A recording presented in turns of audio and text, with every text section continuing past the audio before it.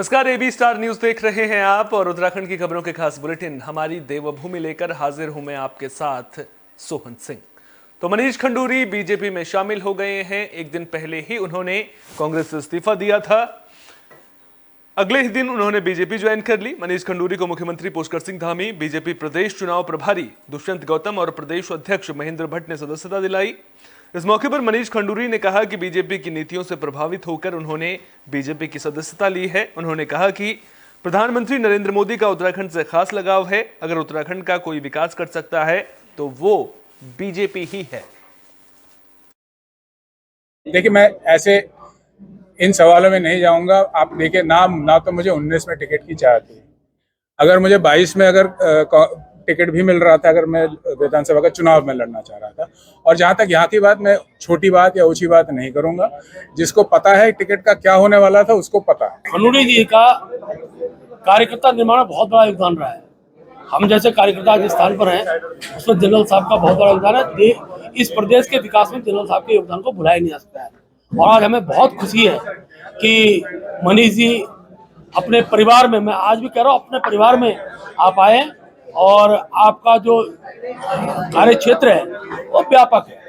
पौड़ी गढ़वाल से आप लोकसभा का चुनाव लड़े हैं और मैं जानता हूँ उस समय में भी आपने गांव-गांव छान मारा और बड़ी संख्या में आपके साथ अनेकों लोग जुड़े हैं। धीरे धीरे आगामी कुछ दिनों के आप देखेंगे बड़ी संख्या में कांग्रेस के ऐसे लोग जो अच्छे लोगों की श्रेणी में आते हैं, उन सबको मनीष जी भारतीय जनता पार्टी में लाएंगे। उनमें कई ब्लॉक प्रमुख हैं, जिला पंचायत के अनेकों सदस्य हैं, अनेकों कांग्रेस का वरिष्ठ पदाधिकारी हैं, जिनसे जो स्वतः ही देश में इन दिनों सियासत परिवारवाद के मुद्दे के इर्द गिर्द घूमती हुई नजर आ रही है और अब ये परिवारवाद वाली लड़ाई उत्तराखंड में भी पहुंच गई है।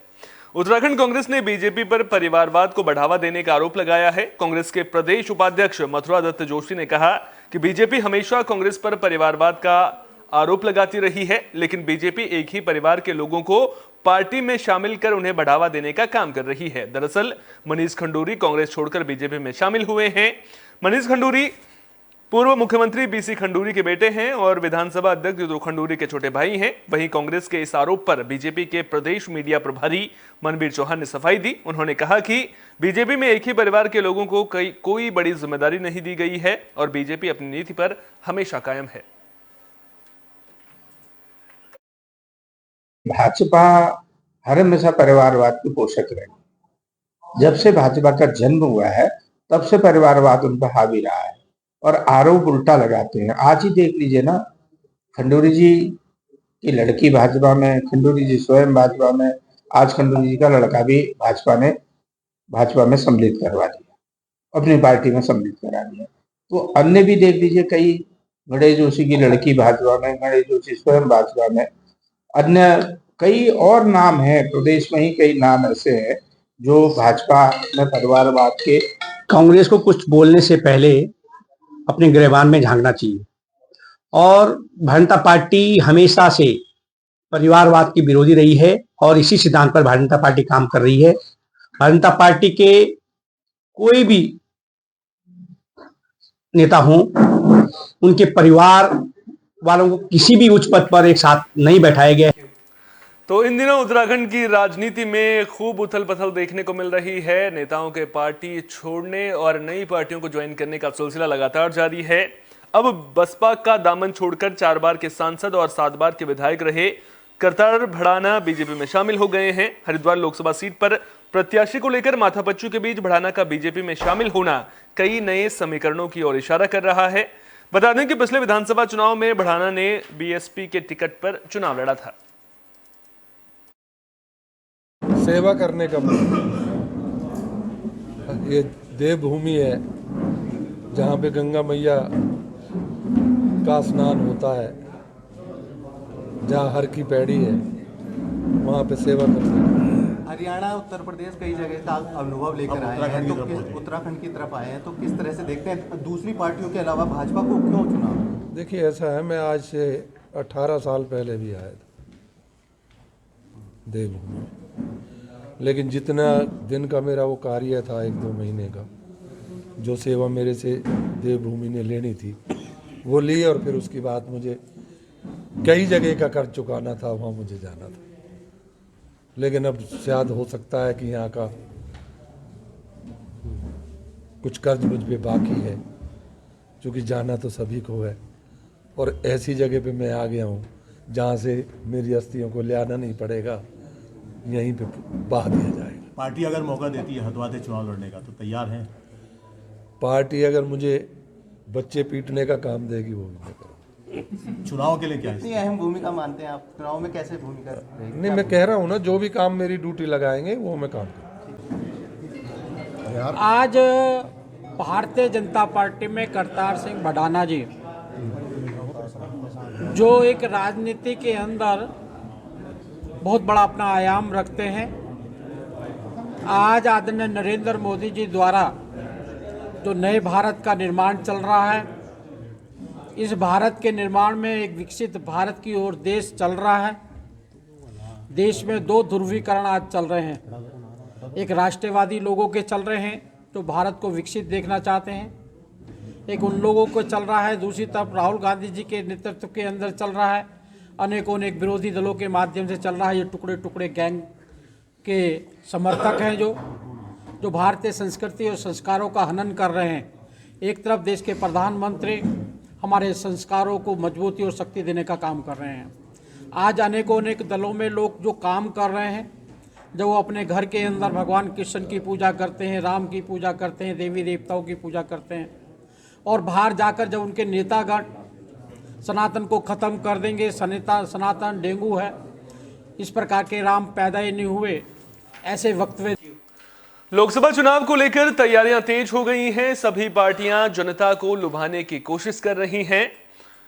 इसी कड़ी में कांग्रेस ने बेरोजगारी के मुद्दे पर बीजेपी सरकार की घेराबंदी शुरू कर दी है। पार्टी के राष्ट्रीय सचिव काजी निजामुद्दीन बीजेपी सरकार पर जमकर बरसे। उन्होंने बीजेपी सरकार को जुमलों की सरकार बताया। उन्होंने कहा कि आज देश में बेरोजगारी चरम पर है और युवा अपने आप को ठगा हुआ महसूस कर रहा है। अगर लोकसभा चुनाव में जनता कांग्रेस को मौका देती है तो पार्टी सबसे पहले 5 गारंटी योजनाओं को युवाओं के लिए लागू करेगी, जिसमें एक योजना के तहत 30 लाख युवाओं को केंद्र में रोजगार देने का काम किया जाएगा।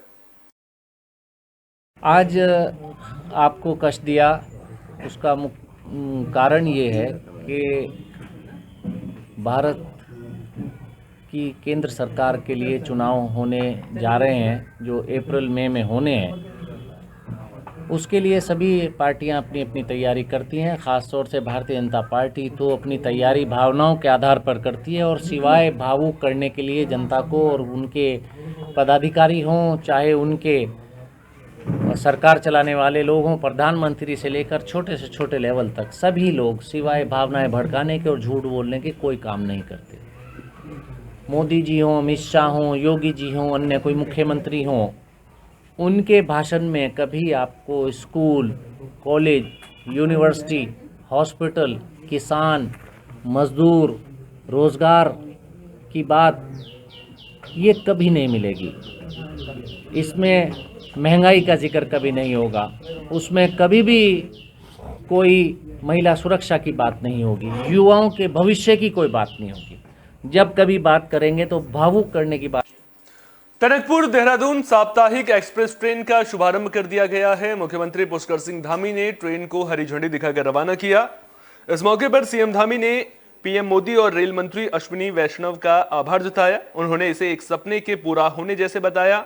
बता दें कि आजादी से पहले बने टनकपुर रेलवे स्टेशन से देहरादून के लिए ये पहली एक्सप्रेस ट्रेन संचालित की गई है। मुख्यमंत्री ने कहा कि टनकपुर एक्सप्रेस के संचालन में टनकपुर से देहरादून तक अनेक महत्वपूर्ण शहरों को सीधे जोड़ा गया है, जिससे लोगों को सुविधा होगी। इस एक्सप्रेस के माध्यम से Banbasa, Khatima, Pilibhit, Bhojipura, Bareilly junction, Chandausi, Moradabad, Najibabad, Laksar, Haridwar railway station से जुड़े लोगों को यात्रा करने का आसानी से विकल्प भी मिलेगा और उनका समय भी बचेगा।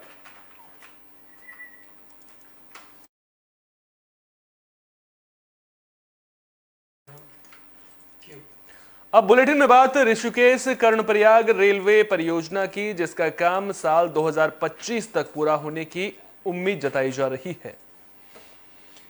ये जानकारी रेलवे परियोजना के मुख्य परियोजना निदेशक अजीत यादव ने दी। उन्होंने बताया कि 104 किलोमीटर की सुरंग की लंबाई में से 75 किलोमीटर का काम 73% पूरा हो चुका है। उन्होंने कहा कि टनल निर्माण का काम भारत सरकार के मानकों के अनुरूप किया जा रहा है। परियोजना से जिन लोगों का नुकसान हुआ है उन्हें जिलाधिकारी के माध्यम से मुआवजा दिया जा रहा है। ब्लास्टिंग से हो रहे नुकसान को लेकर टीम का गठन किया गया है। परियोजना में इस्तेमाल होने वाले केमिकल से गंगा नदी को हो रहे नुकसान को लेकर परियोजना में काम करने वाली कंपनी को इसे रोकने के निर्देश दिए गए हैं। उन्होंने बताया कि साल 2023 में करीब 60 किलोमीटर लंबाई की सुरंग का निर्माण किया गया था। इसके अलावा 16 प्रमुख रेलवे पुलों में से 4 पुलों का निर्माण कार्य पूरा किया जा चुका है। श्रीनगर, गोचर और कालेश्वर रेलवे स्टेशन को राष्ट्रीय राजमार्ग से जोड़ने के लिए मोटर पुलों का निर्माण भी पूरा हो चुका है। साथ ही रेल परियोजना का काम साल 2025 तक पूरा किए जाने की उम्मीद है और साल 2026 में पहाड़ों पर रेल का सफर शुरू हो जाएगा। की खुदाई का कार्य 73% हो चुका है और जो बचा हुआ कार्य है 2025 में पूर्ण कर लिया जाएगा और 2026 में हम लोग ट्रेन जो है चला पाएंगे। कोताही नहीं बख्शेंगे। कुछ हमारे कुछ पैकेजेस में वाटर ट्रीटमेंट प्लांट लग चुके हैं। सर, जो ब्लास्टिंग से ग्रामीण कह कि दरारें आ रही हैं घर में, उसमें क्या कर रहे हैं हम लोग? जो भी दरारें आ रही हैं उसके लिए जो टीम गठित है, चारों डिस्ट्रिक्ट में टीम का गठन हो चुका है और टीम हर दरार को जाके देखती है, नापती है, पैसे का आंकलन करती है और एस्टीमेट के रूप में हमारे पास जिला प्रशासन से हमारे पास पूरे डिटेल्स आ जाते हैं और हम जो हैं उसको हफ्ते 10 दिन के अंदर ही अप्रूवल जो लगते हैं वो लेकर हम जो है उनका पैसा चेक जो है उसको हम क्वेश्चन नहीं कर रहे हैं। 16 प्लस एक लास्ट 17 टनल है और हमारी जो लंबाइयाँ हैं वो सबसे कम लंबाई जो है 200 मीटर है, सबसे कम लंबाई, और अधिकतम लंबाई 14.5 किलोमीटर है।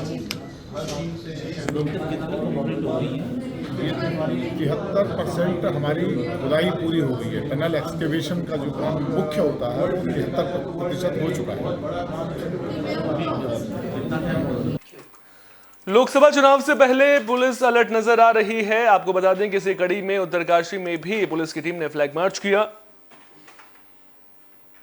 पुलिस का पूरा फोकस शांतिपूर्ण तरीके से लोकसभा चुनाव कराने पर है। इसी कड़ी में उत्तरकाशी पुलिस और पैरा मिलिट्री फोर्स ने चुनियालीसौड़ और मोरी कस्बे में फ्लैग मार्च किया। इस दौरान लोगों से निष्पक्ष और बिना डरे मताधिकार का इस्तेमाल करने की अपील की गई।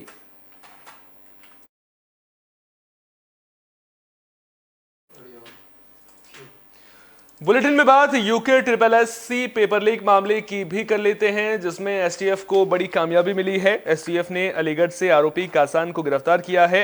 इस मामले में ये 47वीं गिरफ्तारी है। आरोपी कासान आरएमएस कंपनी, जिसे यूके SSSC के प्रश्न पत्र छापने का टेंडर मिला था, उस कंपनी की प्रिंटिंग प्रेस का कर्मचारी है।